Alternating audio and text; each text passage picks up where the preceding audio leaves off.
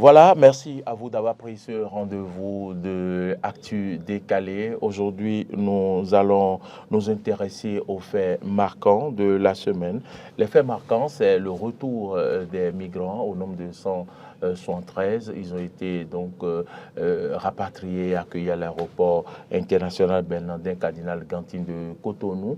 Et nous parlerons également du Niger avec les rebondissements ces dernières heures, surtout le refus d'audience ou du moins de recevoir l'émissaire du chef de l'État, la personne du ministre des Mines et de l'Énergie, à Dambi, mais également de la visite du président au Brésil avec ses phrases fortes.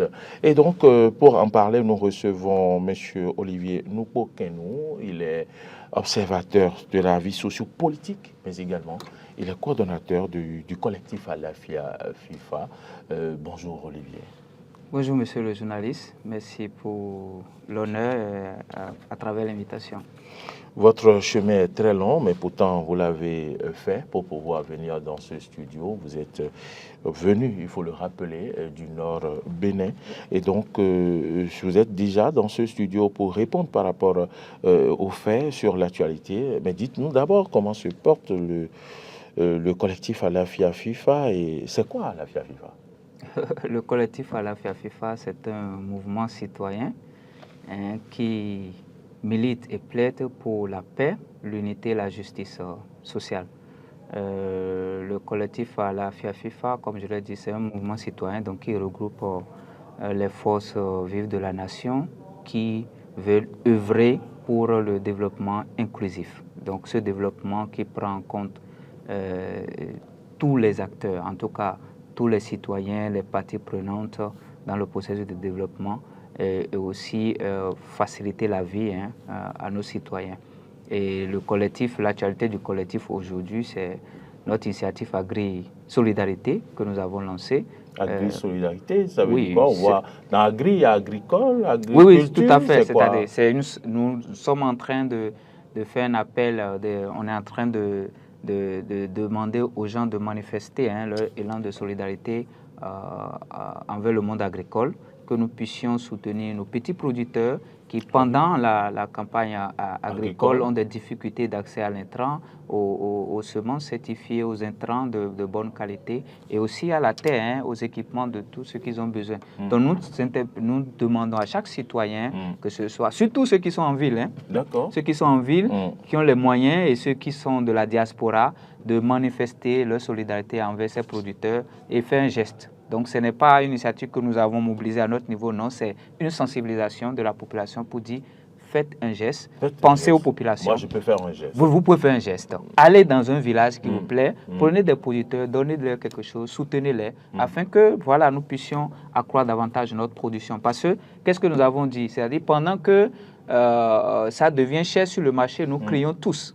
Mais au moment de la culture, personne ne s'intéresse à eux. Mais on veut qu'ils produisent beaucoup pour nous. Et on va acheter sur le marché. Donc nous voulons que nous ayons à la source déjà soutenir les acteurs, les producteurs à la base, pour que pendant la production, voilà, ils aient les moyens pour plus produire. Comme ça, nous en aurons sur le marché moins cher plus tard. Très bien. Les faits marquants de la semaine, vous avez suivi l'actualité des migrants béninois qui sont donc rentrés désormais au Bercail. Il y a encore quelques années, on n'a pas l'habitude de voir ce phénomène des Béninois migrer par la Méditerranée, prendre la mer et partir mourir en haute mer. Mais voilà, le phénomène s'observe aujourd'hui. Dites-nous, quels sont les éléments qui pourraient être à la base de ce phénomène qui s'observe aujourd'hui? Ok. D'abord, je voudrais dire que ce n'est pas nouveau au Bénin. D'accord. Nous avons eu toujours des migrants. Peut-être que nous avons toujours eu des gens mais ils ne prennent pas par la Méditerranée, comme d'autres pays où on en compte en centaines.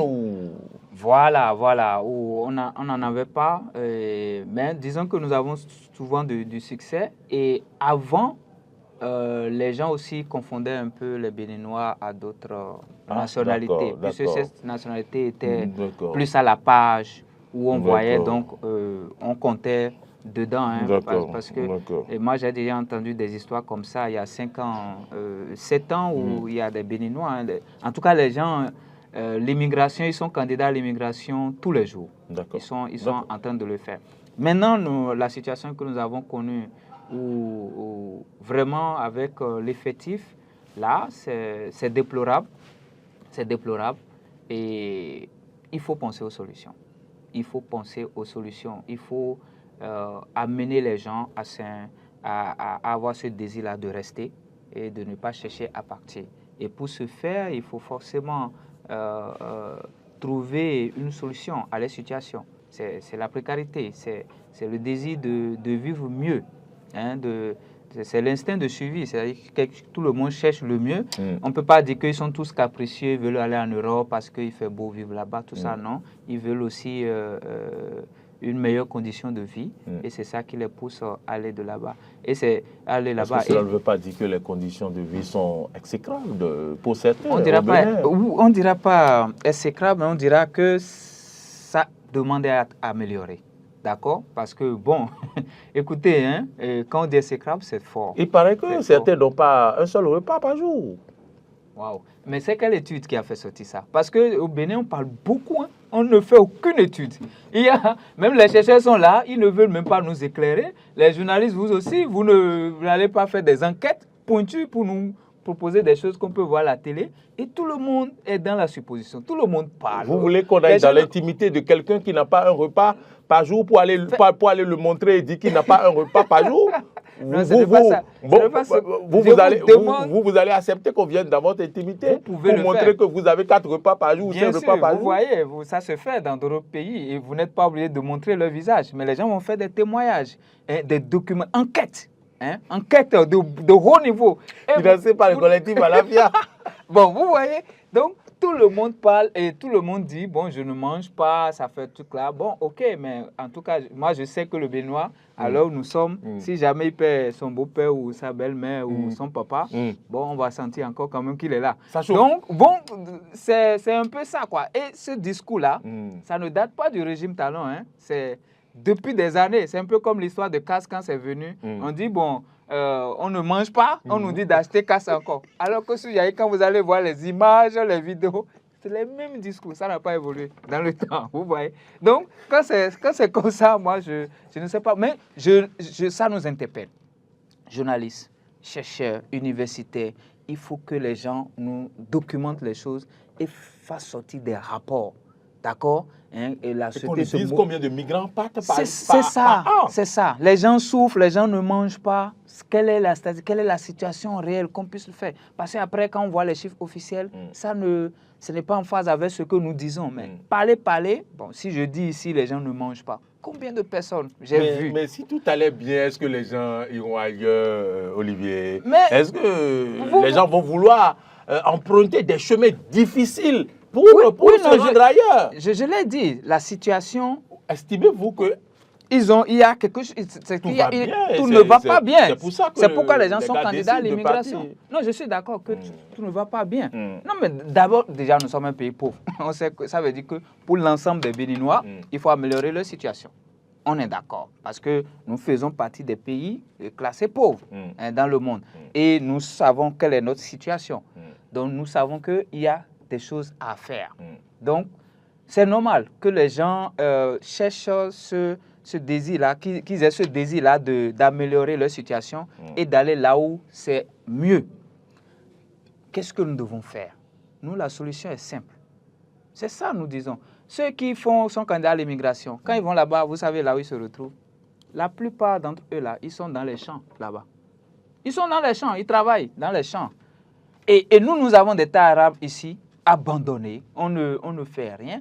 Et il faut que le gouvernement, en tout cas notre politique, c'est pas seulement le gouvernement qu'on voit en face là, qu'on ait une politique bien structurée pour développer le secteur agricole, parce que nous avons ce potentiel-là d'être un pays exportateur des produits vivriers. Vous voyez qu'on est obligé même de bloquer, de fermer des frontières pour que nos produits ne sortent pas, parce que ça ne nous suffit pas sur le territoire national. Ça veut dire qu'il y a une opportunité pour nous. Il y a une opportunité pour produire plus, pour en avoir assez au point même d'exporter. Donc pourquoi ne pas investir davantage pour avoir de l'espace. Parce que les jeunes, ils ont problème d'accès aux fonciers et aux facteurs de production. Organisons, créer cet environnement pour les jeunes qui ait de l'espace, qui ait des machines agricoles, en tout cas des équipements qui leur facilitent la vie. Parce que quand ils vont dans d'autres pays et dans ces pays développés, quand ils sont dans les champs, ce n'est pas pour travailler, ce n'est pas une corvée. Alors que chez nous, pour faire ce genre de travail, ça demeure encore une corvée. Il faut qu'on travaille à améliorer ça. Et là, les gens vont rester sur place et investir et aller de l'avant. Et qu'on crée cet environnement qui leur facilite aussi la tâche. Parce que ce n'est pas facile de prendre son destin en main et de dire je veux réussir, je veux entreprendre, je veux faire telle chose. Non, vous le faites si vous n'êtes pas fort, 1 an, 2 ans, vous êtes découragé totalement, vous ne savez plus quoi faire et vous avez envie de sortir du pays. Donc voilà des choses qu'il faut améliorer, qu'on s'asseye bien. Hein. Et moi, je profite en même temps pour dire, allons à une conférence nationale pour le développement. Nous en avons eu en 90 pour assainir notre environnement politique. Maintenant, là, il faut réfléchir sur le développement. Et c'est pour ça que ça a été lancé, hein, je crois que cette année, et ce processus de formulation de notre plan de développement, en tout cas notre vision 2060, je crois. 2060, oui. Voilà. Et ce processus est en cours. Il faut qu'on s'asseye pour bien... Et en tout cas, tous les acteurs, que ce soit un processus inclusif, et c'est ça le développement inclusif, que ce soit un processus inclusif, que les gens soient conscients, et que nous puissions trouver des solutions concrètes qui vont nous permettre d'aller de l'avant. Et comme ça, nous allons observer dans les années à venir cette situation qui est déplorable de migrants, ça va diminuer, on n'en parlera plus. On n'a pas beaucoup de temps, sinon on allait également évoquer la question de l'insertion de ces migrants, comment les réintégrer et tout, parce que c'est le plus dur qui commence en ce moment pour eux, comment les accompagner pour qu'ils puissent donc se réintégrer et tout. Mais puisque vous évoquez un peu le problème de production, il faut produire en quantité et tout, la fermeture du fleuve Niger, oui, c'est une situation sur laquelle j'aimerais que vous vous prononcez. Récemment, le gouvernement a donc bloqué l'accès au fleuve, puisque les gens continuaient par emprunter cette voie, alors que la frontière est fermée selon eux. Quelle est votre position par rapport à cette situation? D'accord. Je voudrais déjà qu'on puisse, grâce à cette situation, faire remarquer, le Bénin a fermé la ligne fluviale, qu'on puisse faire remarquer que même au temps fort de la crise, ça n'a pas été fermé. Est-ce que vous voyez? Au moment où toutes les critiques étaient envers le Bénin, parce que moi je parle du Bénin, d'accord? Et parce que l'image que nous projetons à l'extérieur, c'est ça que les gens prennent. Est-ce que vous voyez? Qu'on soit contre le gouvernement ou pas, c'est en fin de compte, parce que je dis, cette situation que nous avons, l'une des causes, c'est que ceux qui sont à l'extérieur voient que nos autorités n'ont aucun soutien. En tout cas, notre patriotisme n'est pas assez fort, n'est pas assez prononcé. Et ils voient que, bon, il faut les punir, quoi, bon, tout en nous punissant, sans le savoir. En fait, la perception que c'est la perception, oui, que les gens ont aussi. Et je dis, à un moment donné, nos autorités peuvent faire des erreurs, mais à un moment donné, il faut se souder et adopter une ligne et aller de l'avant. Au lieu de passer, voilà, et passer notre temps à nous autodétruire. Est-ce que vous voyez? Maintenant, ce que je voulais dire, c'est pour déjà dire que le Bénin, même au temps fort de la crise, avait laissé quand même cet espace où les gens circulaient. Parce que moi, effectivement, je voyais des bus, même nigériens, qui ont l'habitude de faire. Je dis, mais ils traversent la frontière ou bien comment ça se passe? Et c'est après on s'est rendu compte qu'en réalité, au niveau de Malanville, il y avait toujours cette ligne qui permettait aux gens de traverser. Donc, les bus restaient ici et prenaient les clients, voilà, et continuaient la route. Ça veut dire que cette ligne était ouverte et ça permettait aussi de transporter, donc les marchandises allaient, tout allait très bien. Jusqu'à ce que, bon, la CEDEAO ne lève la sanction et qu'on ouvre maintenant notre frontière terrestre. Bon, malgré ça, la situation ne s'est pas améliorée, mais vous avez suivi aussi l'intervention des autorités récemment sur la menace que nous représentons pour eux, avec la base militaire, ils ont, en tout cas, ils ont estimé qu'il y a des camps où l'on forme des djihadistes ici. Bon, voilà. Bon, si nous laissons... Ce qui n'est pas vrai. Voilà. Si nous laissons la ligne fluviale toujours ouverte et les gens partent, encore que c'est toujours passé, ben, si c'est les armes ou bien des choses, on pouvait faire passer les gens par là. Donc ça ne constitue pas une menace pour eux. Ça pouvait passer par là, hein? Ça pouvait passer ils ne voyaient pas de menace. Voilà, ils ne voyaient pas de menace, même quand ça passait par là. Mais bon, c'est la frontière terrestre. Donc, vous voyez que bon, les arguments ne se tiennent pas trop. Et maintenant, bon, pour le Bénin, pour être cohérent, parce que si on ne ferme pas là, bon, d'ici demain ou dans une semaine, on peut aussi apprendre que le Bénin a facilité l'exportation des armes ou bien, je ne sais pas, qui est passé par là, je ne sais pas, on peut le dire. Ou on a dit, bon, dans un cas, on est en train d'enterrer des terroristes, donc finalement, les terroristes vont prendre cette voie-là pour intervenir là-bas. Bon, quelle est la cohérence? Est-ce que vous voyez? Donc, pour que le Bénin puisse se protéger, c'était mieux de fermer et de dire, bon, écoutez, nous, on est prêts à ouvrir. Hein, et je le dis toujours, hein, bon, les gens ne sont pas tous d'accord avec moi, mais je le dis toujours, et ce n'est pas nous qui avons fermé la frontière premièrement. C'est le Niger qui a fermé sa frontière quand il y a eu coup d'État. On ne s'est pas plaint. Comme dans tous les pays, quand il y a coup d'État, on ferme les frontières. Bien sûr, mais ce n'est pas nous, c'est pas notre... C'est pas nous. On était là, tranquille, quand il y a eu fermeture de frontières parce qu'il y a eu coup d'État. Est-ce que vous voyez? Et après ça, la CEDEAO a pris une sanction et en tant que membre de la CEDEAO, il fallait appliquer. Est-ce que vous voyez? Bon, le contenu de la sanction, comment? Bon, tout le monde a déploré la façon dont les choses se sont passées, mais on ne peut pas reprocher au Bénin d'avoir respecté les règles communautaires. Et ça a été fait. Mais après ça, dès que ça a été levé, nous étions les premiers, encore rapidement, nous avons ouvert notre frontière. Tout simplement, on était prêts. Donc, on ne peut pas aujourd'hui nous reprocher de n'avoir pas fait ce qu'il faut pour l'apaisement. Notre problème, c'est d'avoir frontière avec le Niger. Oui. Est-ce que vous voyez? Et on devait respecter cela. Les pays qui n'ont pas de frontière avec le Niger, ils profitent de la situation, comme le Togo, parce que moi, je veux bien... Togo en profite bien de la situation pour nous tacler. Dans cette guerre-là, Togo aussi est en guerre contre nous actuellement. Hein, parce que, oui, je le dis. C'est comme ça que vous ressentez ça? C'est comme ça, je le ressens. Parce que vous voyez, avec des décisions même qui disent que les voitures matriculées au Bénin ne peuvent même pas prendre des choses au port de Lomé. Et notre voisin, bon, ne milite même pas pour corriger ça. Ils sont d'accord, contents pour ça aussi. Vous voyez, donc, on a deux pays qui sont en train de nous chauffer actuellement. Ce n'est pas seulement le Niger, il faut dire, c'est une vérité qui est là. Parce que ça concerne nos populations. Ça concerne nos transporteurs. Rien à voir avec le gouvernement. Et vous avez suivi le message du chef de l'État qui ne cesse de faire profil bas et qui a envoyé une lettre par un émissaire, son ministre des Mines et de l'Énergie au Niger, qui, au détour d'une rencontre avec les acteurs chinois et nigériens, a voulu rencontrer le président et ça n'a pas été possible. Oui, et c'est dommage. Le président, quand même, malgré tout ça, a de l'espoir. Oui, il a de l'espoir. Comme moi, et c'est bon, comme tous les Béninois, je l'espère. Et nous devons garder espoir que la situation... On ne va pas militer pour que les choses restent ainsi. Non, absolument pas. Il faut...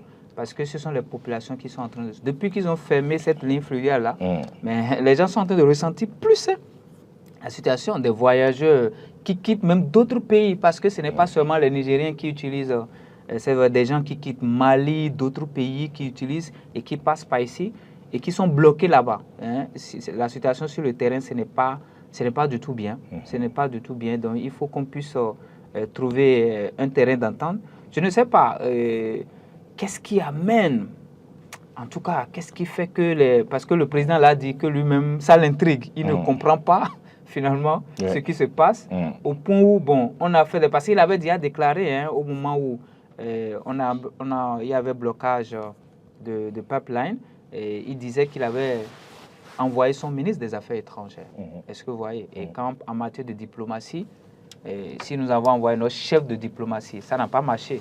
Mais après que nous sommes en train de trouver une solution, ce dialogue a été rétabli entre les deux gouvernements qui permet de faire passer le pétrole et qu'au point où même notre ministre est invité officiellement pour aller participer à une activité là-bas et que le président décide de profiter de cela pour envoyer un message et que ça n'a pas été reçu, c'est vraiment dommage. Mais on espère que les choses vont s'améliorer. Si moi j'ai quelque chose à dire, c'est demander au chef de l'État c'est-à-dire de faire les choses maintenant dans, comment on appelle, aux caméras. D'accord. Voilà, et de ne plus se prononcer sur cette question-là, d'agir seulement comme il a l'habitude. Je pense que quand il change un peu sa posture, bon, ça ne lui marche pas. Il n'a qu'à être naturel dans la façon dont il fait les choses. Sur ce dossier-là, de ne plus se prononcer, de laisser le temps va faire. Les populations sont en train de subir, les populations du Bénin sont en train de subir, les populations nigériennes sont en train de subir. Et nous, on est déjà prêts, le Bénin est prêt, il ne reste que le Niger, c'est à eux de voir, ils sont souverains, et nous sommes aussi souverains. Malheureusement, il y a des questions ou bien même des informations qui semblent à vouloir nous dicter la façon dont nous allons voir notre politique de coopération. Bon, mais on ne peut pas aller sur ce terrain parce que nous n'avons jamais donné de solution au Niger sur ce plan-là. Voilà, donc il vaut mieux aller de l'avant. Et c'est ça, je dis, revenons aux solutions. Nous sommes en train de souffrir davantage parce que nous sommes un pays, on a migré beaucoup vers le service, le port, poumon de l'économie. Donc sans le port, quand le port ne se porte pas bien, on a trop de difficultés. Alors que nous avons sur le territoire national et comment on appelle, assez de potentiel qu'on peut exploiter. Et encore là, nous faisons appel à l'agriculture. L'agriculture. Et investissons beaucoup dans l'agriculture. Que ce secteur-là qui a ce potentiel et qui a toujours montré son potentiel pour notre économie, qu'on puisse lui donner davantage. Et c'est cet appel de Mathieu Kérékou que je relance encore, qui nous rattrape encore aujourd'hui. Et qui demandait aux émigrants d'aller vers, vous vous rappelez de cette chanson de Toron. C'est Manioc, non? Voilà, donc retournons vers le champ et que les fonctionnaires aussi puissent avoir des champs. C'est-à-dire que tout le monde, qu'on se lance dedans, parce que nous avons ce potentiel d'être. On peut être un petit pays, mais un grand exportateur des produits vivriers. Nous avons ce potentiel-là et il faut qu'on puisse vraiment s'investir dedans. Et voilà quoi. Parce que nous avons le port pour exporter. Nous avons cette infrastructure-là pour faire sortir des produits de notre pays. Et nous avons de la terre. Et nous avons de la terre pour pouvoir le faire. Voilà. Maintenant, les autres, ce sont des clients. Le client, à tout moment, peut décider de vous lâcher, d'aller trouver un autre fournisseur. Donc, on ne va pas pleurer tout le temps derrière le client. Alors, voilà, le temps est parti vraiment, mais je vais vous permettre en une minute de vous prononcer sur cette déclaration du chef de l'État que certains ont interprétée à tort, comme quoi le Bénin se suffit, alors que le chef de l'État au Brésil a eu à affirmer qu'il n'est pas venu quémander. Il n'est pas venu quémander, mais qu'il est venu donc pour la coopération et non venu tendre la main comme les pays africains le faisaient avant. Quel effet ça vous a fait d'entendre le chef de l'État dire cela? Je ne suis pas surpris. L'homme, il a été toujours comme ça. Vous vous rappelez de ces grands discours depuis qu'il a pris le pouvoir à l'international et sur la question de la coopération, sur la question de l'investissement en Afrique. Je me rappelle plus de quel pays, à quelle occasion il dénonçait un peu les taux de rentabilité que les investisseurs cherchent en Afrique, alors que nulle part dans le monde c'était possible. Leur attente, comment on appelle, ce qu'ils espèrent rentabiliser, c'est trop, ce qui fait que les investissements en Afrique deviennent plus chers et les produits qui sont ici sont plus chers. En ce moment, il parlait même de l'électricité, où les gens veulent rentabiliser en 10 ans rapidement, parce qu'ils estiment que l'environnement n'est pas stable et qu'à tout moment, les situations peuvent changer. Donc, les gens veulent vite rentabiliser leur investissement et disparaître. Pour que, un jour, quelqu'un ne prenne pas le pouvoir par les armes ou bien qu'un président ne vienne bouleverser tout et que le gars... Et ce qui fait que ça augmente, ça rend plus cher l'investissement. Et il a toujours plaidé pour ces choses-là. Et plaidé, oui, le président nous a toujours dit, il veut un pays qui est fier qui peut se prendre en charge. Et c'est ça qu'il a encore réitéré quand il était au Brésil. Et voilà, c'est ça, c'est tout là le panafricanisme. Voilà, l'Afrique a du potentiel, venez investir ici. Et nous ne sommes plus dans la logique de demander de l'aide. Ça, c'est terminé, cette époque est révolue et c'est ça qu'il a réitéré au Brésil. Et c'est valable pour toute l'Afrique. C'est le message phare aujourd'hui. Est-ce que vous voyez? Donc, je ne suis pas surpris parce qu'il a toujours tenu cette ligne-là et il est à féliciter pour avoir dit ça à nouveau et on espère que le message, ça va passer. Olivier, vous êtes bien sûr un observateur de la vie sociopolitique, vous êtes coordonnateur du collectif à la FIFA. Vous êtes venu dans ce studio vous prononcer par rapport aux faits, les faits marquants de cette semaine. Quel est votre mot de fin et si vous avez un appel encore à lancer aux Béninois, allez-y en quelques secondes. Mon appel est simple. La campagne agricole a commencé. C'est même l'actualité c'est ça qui doit même faire l'actualité, hein, toutes les unes des journaux actuellement, mais ça n'intéresse personne. La campagne agricole a commencé. Les producteurs ont besoin de nous. Allons soutenir les producteurs. Au gouvernement de faciliter toujours l'accès aux intrants et à moins de coûts, parce que c'est important pour les producteurs. Ça nous permettra d'avoir plus. Et je ne demande pas, c'est-à-dire les populations aussi, ils ne sont pas, c'est pas forcément d'aller donner. Vous pouvez aussi vous-même avoir votre champ. Est-ce que vous voyez? Ça contribue à ce que nous voulons comme objectif. Si vous avez votre champ au village ou bien vous pouvez louer un espace quelque part, convenez-vous avec des producteurs qui vous fassent du champ.